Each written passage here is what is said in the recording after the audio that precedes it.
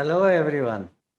Here we are again with the next part of Arsenicum album of Materia Medica Pura. And we have Tikwa Susun from Israel and Johanna from Croatia. Am I Hi. right pronouncing? Yes. And here to you, Tikwa. Hi guys, it's me again. We're still reviewing Arsenicum, and Ivona is kind enough to do the screen share for us. There we go. Thank you, Ivona. Okay, so we left off with me having posted this, and in the drop-down box of the video, I posted Ivona's math problem, which is where we're at now. Okay, so there's a whole video on that, so we're not going to really go over that part because you can watch the video independently because it is very well explained.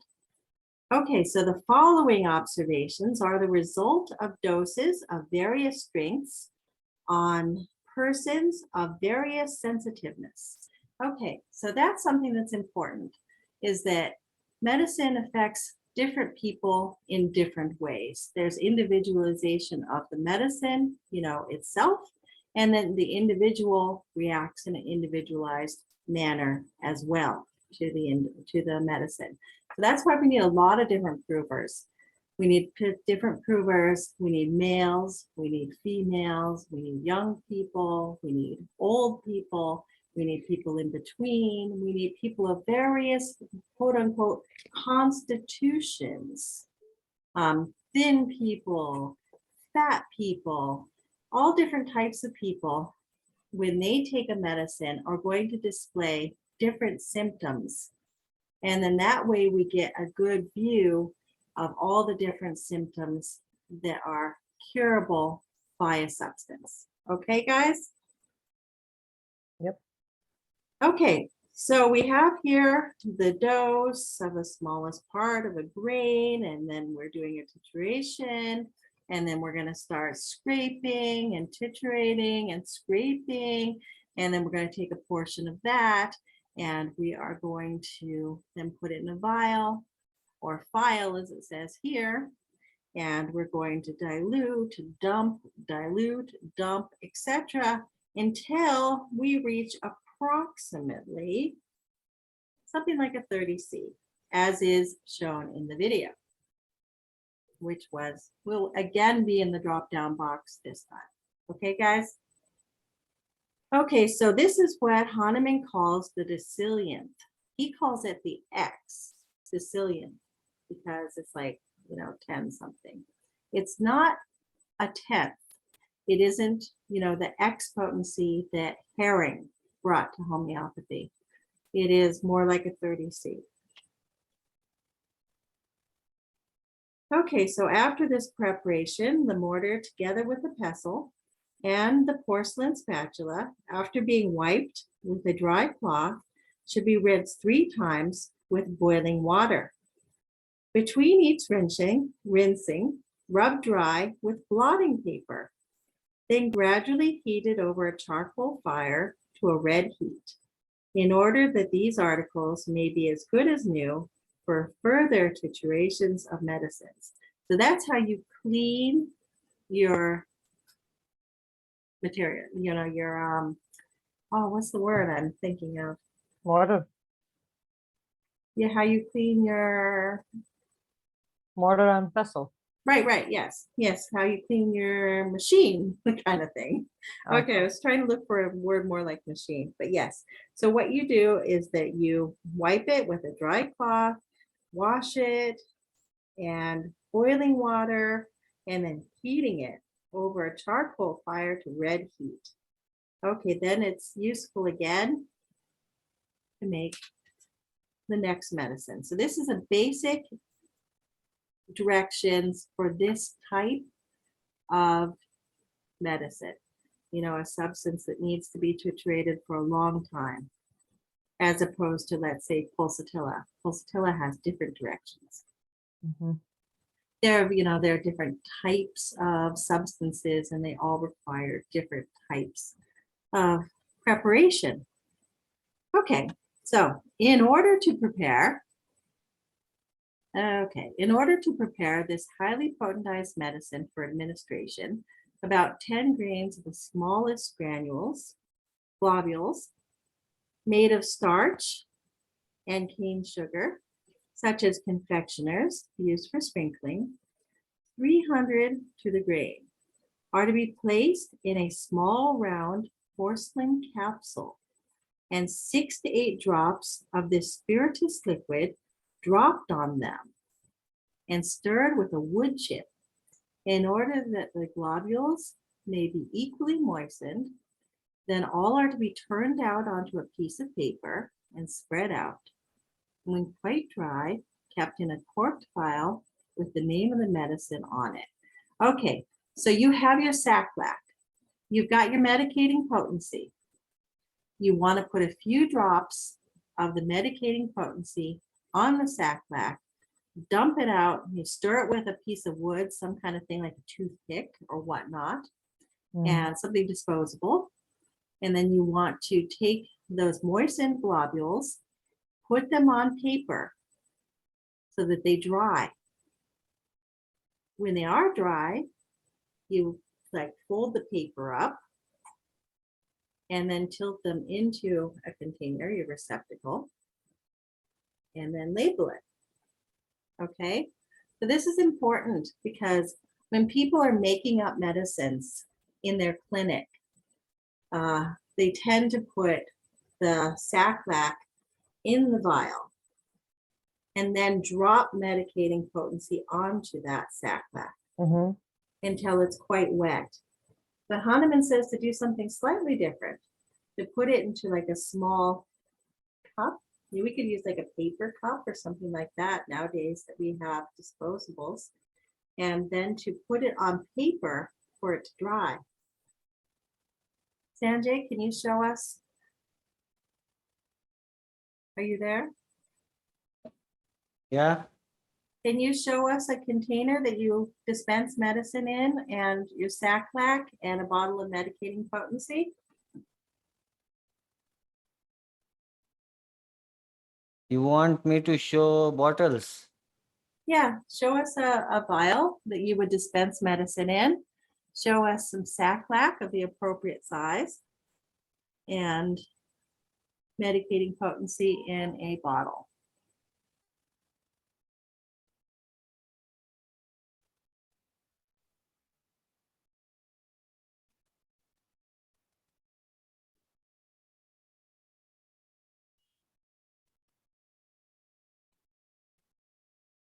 I have this, can see this, these are plain globules. I don't know how to show, but I can. Higher. Okay, so you're using the larger globules than Hahnemann recommends. These are small one, 30 number. But the But, smaller ones I are have- available. Yeah, larger than whatever you use. Wait, I use what Hahnemann recommends. So Yeah. because that And, does I that does have influence the strength of the Much dose. larger also, this What are those for? Oh, a single dose. How is that a single dose? Yeah, How? one pill.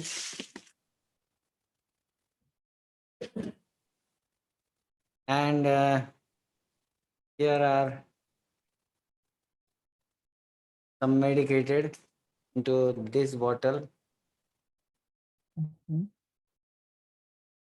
Paid,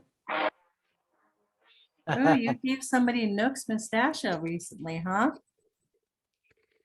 Ex ja mama ne Moscata. mogu sad. Yeah. Okay, so Small bottles. Ako Kineza pošalji mi poruku. Even I have these tiny bottles. Može, da.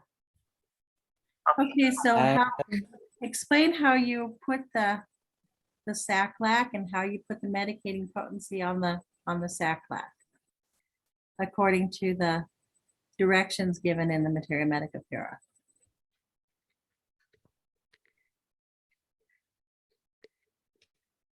For you.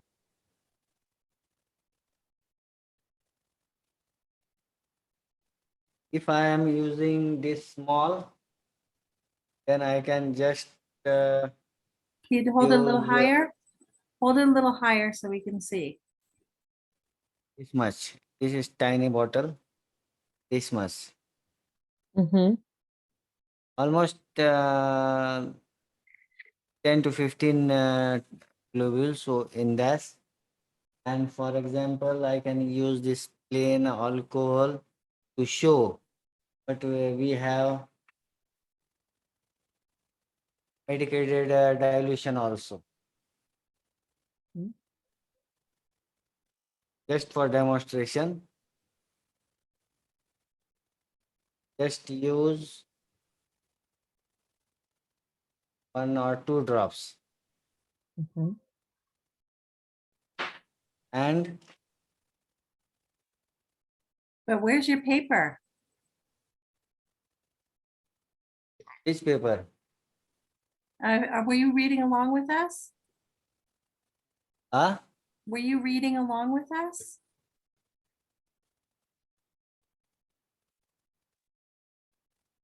No, I didn't understand. I am just demonstrating how to make medicated globules. Okay, we're reading the directions for how to make medicated globules here in the Materia Medica Pura. I thought you were reading along with us.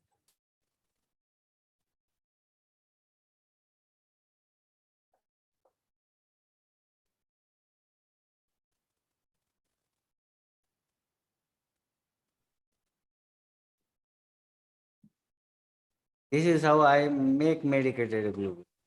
Yes, okay, but if you were reading along with us, I was asking you to demonstrate how we do it according to Materia Medica Pura. Okay, can you read it again? Okay.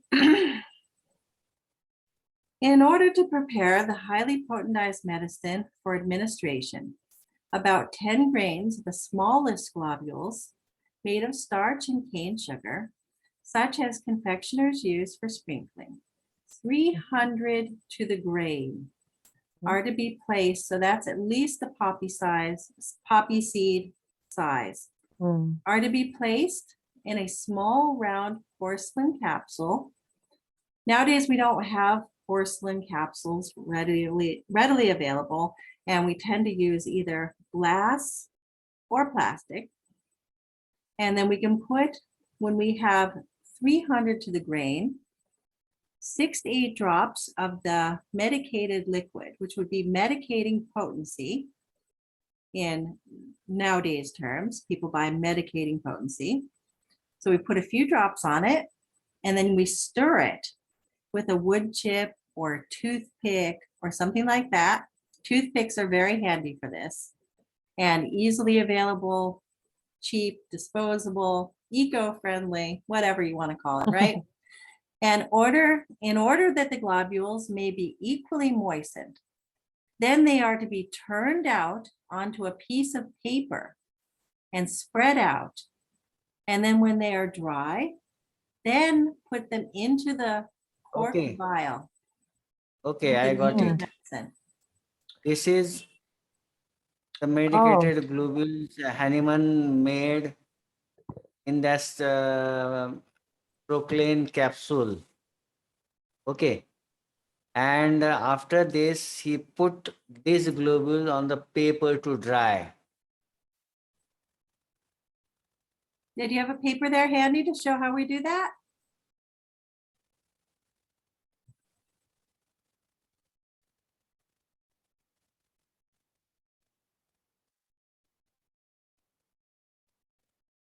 So we wouldn't want to take medicating potency and put it directly in water, okay? Now, this is something that people commonly do, is that they'll take medicating potency and put it directly in water. and then have people take medicine from that. That will be too Yeah. strong. That is too strong. Mhm. Either you can make such and leave it for a day or two, and after that you can, after this get evaporated or dried up, then you can prescribe. But do you have a paper to dump that on so that we could see what Hahnemann's explaining for us to do? But I need the paper. I don't. I don't have tissue paper. No, just any paper. Any paper's fine. Okay, I got this one. Okay, dump it Okay. on a piece of paper for it to dry. But there's a common misconception that people can just put medicating potency on a person's tongue. Okay. Mhm. And there's a common misconception that we could put medicating potency just directly Can you see in this? water. Yeah, there we go. And then those will dry. Very And you good. can just leave them to dry for some time. Some Exactly. alcohol, some alcohol will be. Oh my! These are running all. Maybe you use too much medicating potency, huh? No, no, no. These are very tiny. These are running. Ah, Hold ah. it a little higher so we can see better. Your camera's just a little bit below your Yeah. demonstration. Okay. I think that we should probably make an actual meeting webinar on how to do this. Actually, it should be leave on the table Right. for demonstration, and camera should be placed from top to show. Yeah, And we should holding do in that. hand like this, these globules are running. Mhm. Are they actually medicated or is it your Saclac medication? Sac-like medication. You Okay, want so to medicate, you're but safe. it doesn't make any difference actually. No, but I'm saying you're safe. In case you touch it, you're safe. One We have minute. to exercise caution. We're preparing medicine for people. Okay, Mhm. so you take, Okay. we take the Uh, Saclac, which should be the tiniest Saclac available, which I have in the other room if anybody okay. really needs We to see have it. we have this now.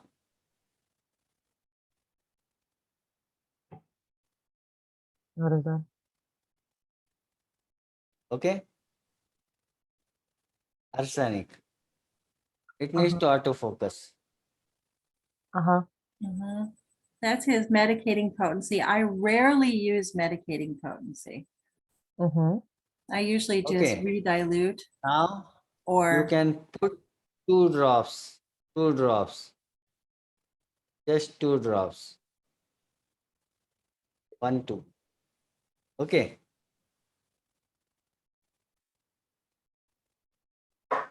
And now we have to shake this well like this. Okay.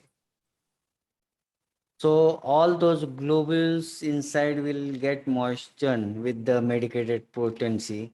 And after that, you can just put it on the paper. I can't put, uh, it's difficult to show on camera like this in hand. Okay. Okay, we have these globules which are medicated, Mhm. and now leave this to dry up for some time. and the paper absorbs the excess liquid, Oh. keeps Yeah. keeps the Saclac from disintegrating in the tube. Yeah, Because if you paper. put too much You can liquid use in the tissue tube, paper. Excess liquid will be absorbed by paper, and somewhere will be evaporated in the air after drying up. Okay. and then when it's dry, we can fold that paper with the little corner in the middle and then dump it into our container that we want to dispense it to the patient in. Like this. Okay. And then we could label it, Mhm. put the lid on. And then label this over this. This is arsenic 30 and is ready to dispense. Put one globule in half a cup of water. Right? Yeah, if that's the dilution you're using, which is a reasonable Yeah. dilution. But yes, there are different factors that decide that where we have to think about how much of a Now, dilution we're going now to I use. need to label this. This is not unmitigated. Now this is arsenicum. Oh, that's actually arsenicum? Yeah. I put dilution from this. Okay. So I need to label this bottle so I don't get mixed.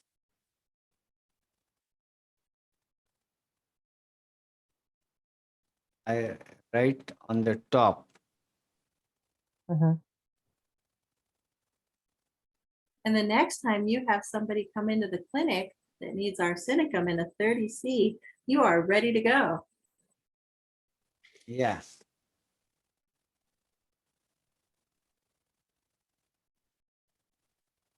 Okay, such a Here globule. we need to demonstrate differently on the table, putting everything like that. We can make uh, uh, this size of bottle medicated globules, and which will be ready for use for dispense to patient. But that's a hell of a lot of medicine to dispense to one patient unless they're buying a kit from you because they No, you literally don't have have to. years and You years don't of have to. medicine. Yeah, you don't have to give this bottle then. That's years and years worth of medicine for your average family. Yeah, but here in India, people are just putting globules, few drops. They will just stir it and ask patient to have it, a dry dose.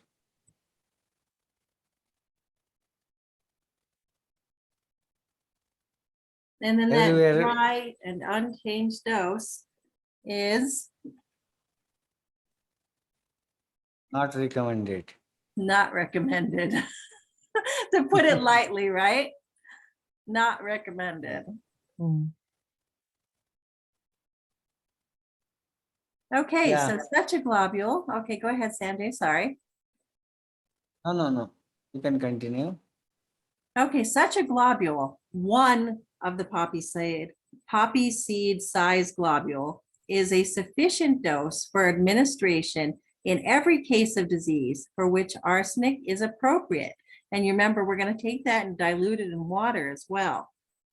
This dose may, if necessary, be repeated at suitable intervals, in spite of the circumstances that its action lasts for several days. So when we have that suitable interval, what we do is we have it our water dilution and then we succuss it between the doses so that it changes the dynamic properties and therefore the body will accept it again, because giving the same static dose again and again is problematic. And when we go to the fifth organon, Hahnemann suggests using a different medicine between the most indicated remedy in order to try to overcome this obstacle.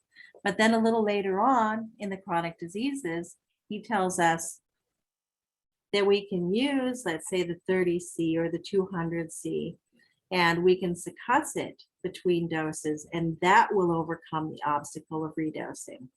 And then when we get to the 6th organon, we have no problems with redosing because we are using the LM scale. So either way, we don't want to repeat a dry dose. And the dry dose is the weakest dose, but it comes out to be a problem in repetition. Okay, so you can repeat this at suitable intervals as needed, in spite of the circumstance that it lasts for several days. So he's telling us that one dose of arsenicum will last for several days. Mhm. In a similar manner, okay, we're continuing. Mhm. In a similar manner are moistened and kept in store the globules the size of mustard seed, 20 of which weigh a grain, each one of which, kept in a well-corked little vial, is sufficient for olefaction. Olefaction is another way that we are able to medicate people, and it works very, very well, and I use it regularly myself. This is a mode of administering medicine, which more recent, very extensive experience teaches us is greatly preferred in most cases to any administration of small globules by the mouth for the homeopathic cure of all chronic as well as acute diseases. But this is not the place to give the reason why this is to do so. That is at the end of the book, The Chronic Diseases, right? Mm. Which we have a video on. Okay, so yeah, we got all the dosing recommendations for C scale from the back of The Chronic Diseases in one of our videos, which we could also put in the description box below where this video is going to be posted. Okay, a sensible homeopathic physician will not give this remedy, even in such a minute dose, unless he is convinced that its peculiar symptoms have the greatest possible resemblance to those of the disease to be cured. When this is the case, it is certain to be efficacious. So we want to be careful with all medicines to make sure that we have a good backup for why we're giving this medicine. We can't just give it on just the suspicion or hearsay, or because somebody said it's a good idea, or that it's a remedy for this or that pathological thing. We have to give it by its symptoms. So let's say we're going through the symptoms and we notice that our patient has a number of the symptoms covered quite well of the characteristic symptoms in our Materia Medica, then that would be a time when we would give arsenicum. We would not give arsenicum if somebody says, oh, I think that arsenicum is a good medicine for ringing in the ears. You know, we need to be a lot more specific than that. Okay? Mhm. Okay, so continuing. But if, Excuse me. yes, please. One more thing I like to share over here. This introduction and preparation, whatever we are seeing now, uh, very important. He suggested as a fundamental tool for all those remedies fall in uh, his class 7 of preparation of medicine. Can I show that chart again? The one you showed last time? Yeah. Yeah, you want to do that on Thursday for us? No. Because we are reading arsenic preparation method, right? Yes. Because I like to tell people that this preparation, as he has mentioned in arsenic, is also applicable for rest of medicine fall in class 7. Okay, class And 7. people should That's what it know. is in your book, because I did mention And that. I he mentioned that this mentioned fundamental rule fundamental rule for class 7. So whatever he mentioned how to make remedy and whatever remedy fall in class 7 should be prepared from same principle he is mentioning now in arsenic. So people should know what is class 7, mineral, nosode and sarcode. Mhm. Okay, so is mineral, nosode, and sarcode And sarcode. according These are to, sources. Yeah, continue. oh, I was just asking, where did Hahnemann explain to us to use nosodes and sarcodes according to this directions?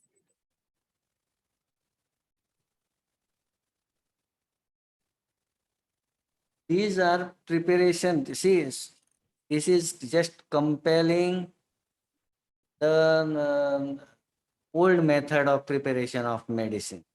An old method is Hahnemann method of preparation of medicine. Yeah, I'm just wondering where the These note classes, is about can you, using it can you for let me nosodes show and this? sarcodes. Can Why wouldn't? can you let me show this chart? I cannot explain everything in this chart. Do we want to do that chart as a standalone program? I've been asking you to. It's a good idea.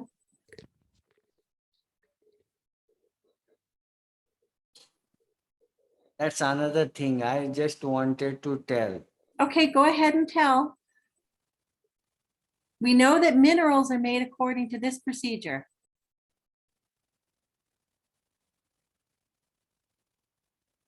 Okay, can I share or Yeah, we where is continue? it? Where is it? I cannot share with this. You need to remove the Yeah. screen share. I need to stop sharing first. I Okay. thought you were just Yeah. going to hold it up for us again. Oh no, he Sorry. screen shared it last time.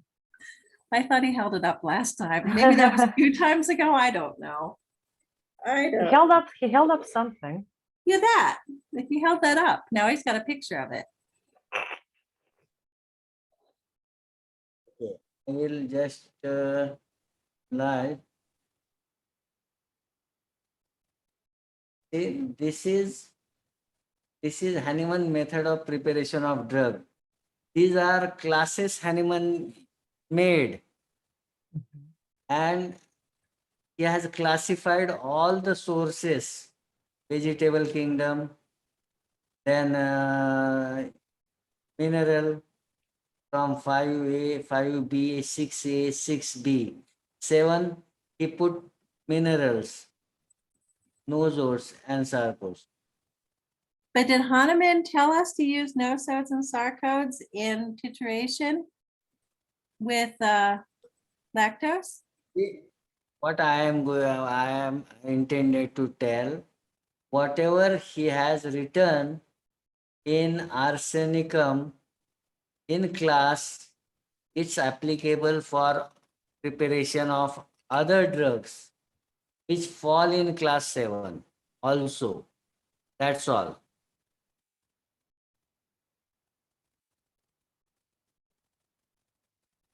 And all the preparation of vegetable kingdom, most juicy plant, he has explained in belladonna. Fundamental rule is called fundamental rule. And moderate juicy, he explains in Thuja, while explanation in Materia Medica Pura. And less juicy, he explains in Scala. Then class 4, vegetable and animal kingdom, dry vegetable, uh, dry and fresh animal substances, Taphysagria and Spigelia. In these remedies and in Materia Medica Pura, Hahnemann explain these classes, which is applicable for other drug. He haven't explained everything in every drug.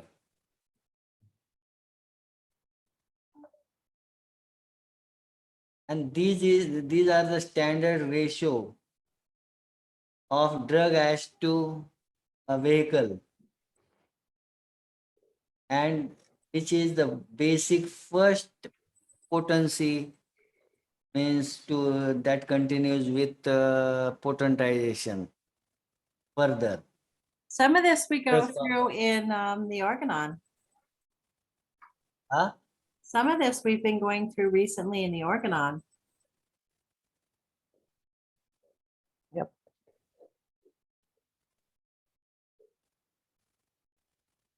I think it's been going out of the topic. What? I think it makes a great topic on its own. I really do. I'm looking forward to you doing this topic for us. No. Just while we are doing arsenic, because arsenic has fundamental rule for other remedies also. That's why I wanted to tell. Right, I got And that. whenever I just wanted to tell, in arsenic, he explained preparation of drug in class 7. That's all. Class 7. Got it. Okay, good. But I'm looking forward to you doing this topic all together of the Yeah. preparation of drugs according to its classification, whether or not it is a dry product or whether or not it is a semi-dry product or whether or not it has a lot of oil or whether or not it's a mineral or what type of mineral it is. I'm looking forward to this full topic. But yes, okay. You So, can share the screen. Mm-hmm.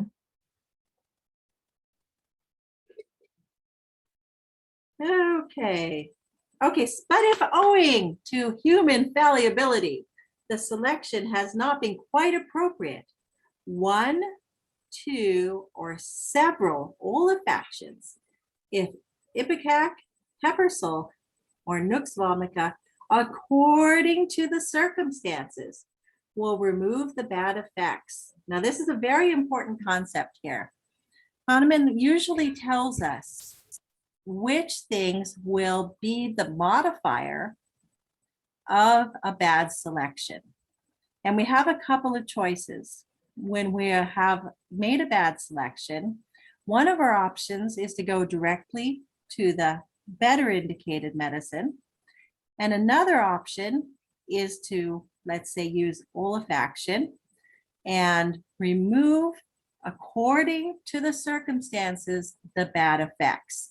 For example, if we have given arsenicum and it's not been a good selection, or we have given too much of the drug, we wouldn't tell somebody, go drink 5 cups of coffee or go sniff some tiger balm, ointment. We would either tell them to give ipecac, pepper sulf, or nux according to the circumstances. So what are the circumstances? Of the individual reaction to the remedy, right? Exactly that. So if somebody becomes really angry and irritable, we might want to give nux vomica to have them sniff. Mm-hmm. If they get a lot of digestive disorder, we might want to give them ipecac to sniff. So it's according to the bad effects that happen in the individual. So Hahnemann's showing us how we can individualize the modification of an inappropriate dosing or inappropriate selection. Right? Yep. Okay. Such an employment of arsenic has shown its curative power in countless disease states, among the rest, in several kinds of quotidian fevers, in agues of peculiar kind, in varicose veins, in stitches in the sternum, vomiting after almost every article of food, excessive loss of blood at the menstrual period, and other disorders in connection with that function. So other problems with menstruation. in constipation, in acrid leukorrhea, and excretion caused thereby. So if somebody has a female problem like a yeast infection kind of thing, and it's causing itching and the tissues are really sore, it can be indicated there. In indurations of the liver, oppression of the chest when going uphill. So that would be like if there's like a chest pain when climbing uphill, arsenicum might be the right remedy there. And we see, with liver, we see with varicose veins, various types of fevers. Okay, bad smell from the mouth, bleeding of the gums, coughing up blood, aching in the sternum, all kinds of stomach pains and stomach aches, drawing, shooting here and there in the face. Interesting. Drowsiness in the evening, shivering in the evening, and stretching of the limbs. So there would be shivering and stretching of the limbs with timorous restlessness, difficulty of falling asleep and waking up at night, weariness of the feet, pain from elbow to the shoulder, painful swelling of the inguinal glands, etc. The subject of poisoning with large doses of arsenic would be out of place here. It is to be relied as much as possible by giving carbonate of potash, shaken up in oil, by a solution of pepper sulfur, and by copious drops of milk. But the complete removal of the remaining nervous symptoms must be effected by other remedies appropriate to them. Okay, so if somebody has used arsenic and they have an arsenic poisoning on their hands, you would not give arsenic in potency. That's an importance there, because a lot of people think that would be same cures same, not like cures like, right? Very right. Yep. Okay, so what is it when people use same cures same? What's that called? Isopathy. Right, isopathy. Yeah, so he'd say we wouldn't want to use that. We would want to use the other remedies appropriate. Hmm. Okay, According so to Hahnemann symptoms. was, go ahead, sorry. No, I just said according to symptoms, right? Right. But if somebody has, actually ingested arsenic, we would give, what does he say? Potassium carbonate, shaken up in oil, pepper salt, drops of rich milk, and the complete removal of the remaining nervous symptoms must be effected by other remedies appropriate to them. So then we would do we might do something just like basic and, what's the word? Not in potency. We would give something in order to Yeah. fix that, and then we would follow up with homeopathy. Okay, so Hahnemann was aided in this proving by Baer, Gross, Frederick Hahnemann, Hornsberg, Lang, Hammer, and Staff. Mhm. And then we have a whole bunch of different observations that are going to be annotated throughout. Whoa, lots of folks. Yep, because arsenic was a very popular drug. Mm. There were lots of poisonings on record as well. Mhm. Okay. And remember, those are always in the brackets, not the parentheses. Parentheses are the circular things like this, Mhm. and brackets are the things like this. Oh. Whenever there's a cure, somebody comes from a journal, it's in this shape. Oh, in brackets. Okay. Okay, these are brackets, and these are parentheses. All right. And Brackets are also used when it's a questionable, I mean, brackets, square it. When we square it and we have brackets, that also indicates that it is a questionable addition to our Materia Medica. So when it's in parentheses, okay. Anyway, brackets and parentheses are two separate things. And then if we're going to go to Herring's guiding symptoms, there's a lot of other different signs and symbols that he puts in with the proving data that he has. Okay, should we, what time is it? 5 where you are. Okay, so But should an we hour finish? has passed. What? It's been an hour? Yeah. Okay, so that's a nice bite-sized portion. It is. Okay, great. Okay, anybody want to make any final comments here?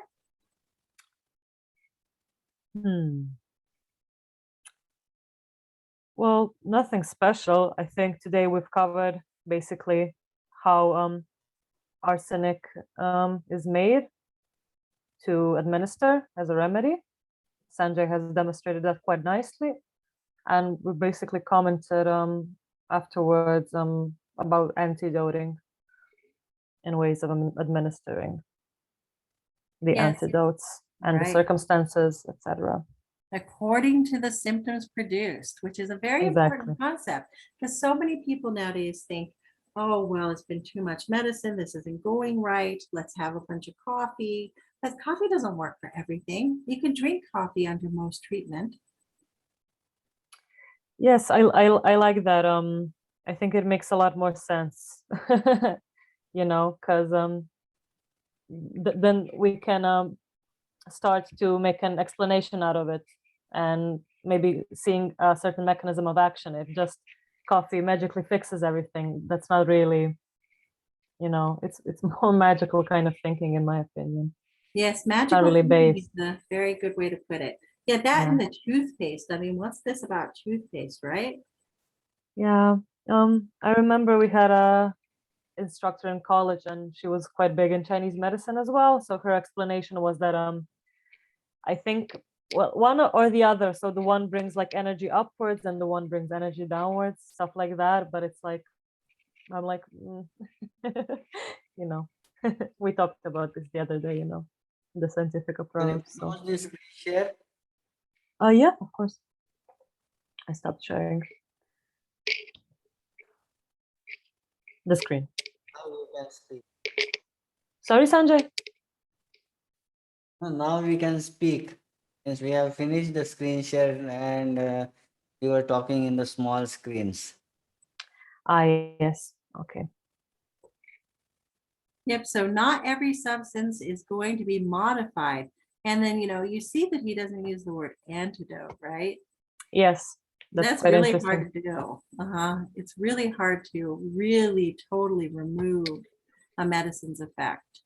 Because once you've placed that medicine, it tends to do its work. But it We- that also makes more sense in the kind of thinking of, you know, amounts and dosing and, you know, the force you apply to the organism. So you cannot just, so you've applied a certain force, maybe you've applied it a bit too much. So if you modify the effects given, that makes a lot more sense than just antidoting it, you know.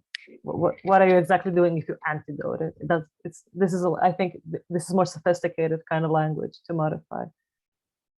Yes, because Hahnemann was pretty sophisticated in the directions that he gave us, wasn't he? Yeah, very much so. Very elevated. Okay, Sanjay, you have anything to say on this topic? Oh, it's good. That was a good topic. Do you want to sum up any points that come to mind for you? No, I already told. Okay, so Between. we'll be looking forward to you giving us the classification and how to make medicines according to the substance involved. We'll be looking forward to that, maybe this Thursday. That would be a big topic actually to explain all those uh, 8, 9 classes. But you can do it. I know you can. Yeah, we believe in you. Can be done, but it's could be a long topic.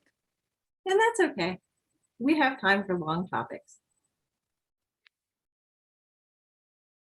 Yes. And I think it's always Because nice to cover. Sorry. it will be a long topic, and I was just pop up in the between you explain because in preparation of drug and arsenic, even this fundamental rule for rest of remedy all in this. So likewise, he has explained 9 classes, and all those 9 classes in class 1 in belladonna, class 2 in puja, class 3 in spila, and class 4 in spigelia, like that. And we read these remedies, we come to know whatever he has explained in this class also applicable for other remedies fall in this. That's it. Mhm. And same drug power, same ratio of making its mother tincture also. He explains from mother tincture to potent, how to make first potency. First potency, one first potency. From there, it begins second potency, third, fourth, fifth, and then it is from first. It is a common ratio to mix drug to vehicle ratio is fixed, but up till first potency, it varies in all these classes.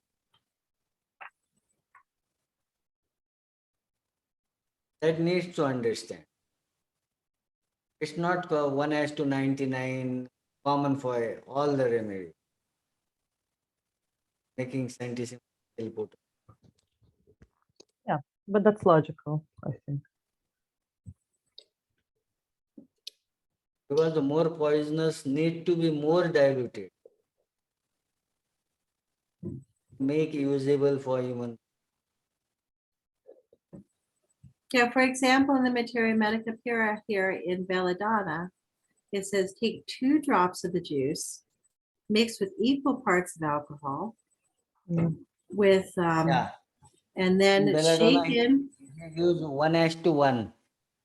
shaken with 99 or 100 drops of alcohol, with 2 downward strokes of the arm, whose hand uses the mixing file. So you take 2 drops of the juice, 100, 99 or 100 of alcohol, and succuss it 2 times. And then 1 drop of this is shaken in the same way with another 100 drops of fresh alcohol. So it is 1 to 99 or 1 to 100 in its second. It's 2 to 99 or 2 to 100 in the first. Then it's 1:1. Drug strength is half, 1/2. yep. So I think that this is a viable topic. Okay, great, guys. So let's look forward to seeing you next time. And thank you for joining us today. And we look forward to enriching our lives with more valuable topics.